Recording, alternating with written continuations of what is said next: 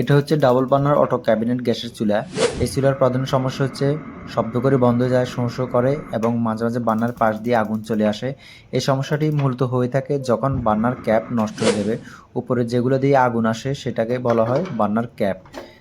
দেখুন বার্নার ক্যাপটি খোলা হচ্ছে। বার্নার ক্যাপের নিচের অংশের যে সাপোর্টটা আছে এটা পাশ দিয়ে ভেঙে গিয়েছে, নষ্ট হয়ে গেছে অনেকদিন চালানোর কারণে। চুলাটি 3 থেকে 4 বছর ব্যবহার করা হয়েছে। এই চুলাটি সিলিন্ডার গ্যাসে ব্যবহার করা হচ্ছে। তো এই চুলার এই সমস্যার কারণে মাঝে মাঝে শব্দ করে বন্ধ হয়ে যায়।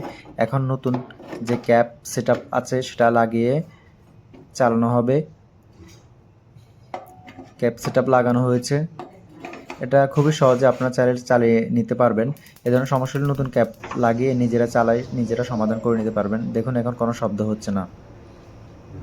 সার্ভিস সংক্রান্ত যে কোনো বিষয় জানতে আমাদের সাথে যোগাযোগ করতে পারেন। এই চ্যানেলে বিভিন্ন প্রোডাক্টের সার্ভিস সংক্রান্ত ভিডিও দেওয়া হয়। ভিডিওগুলো ভালো লাগলে চ্যানেলটি লাইক, কমেন্টস এবং সাবস্ক্রাইব করে রাখবেন, যাতে করে নতুন ভিডিও দেওয়ার সাথে সাথে সবার আগে আপনার কাছে পৌঁছে যায়। ধন্যবাদ।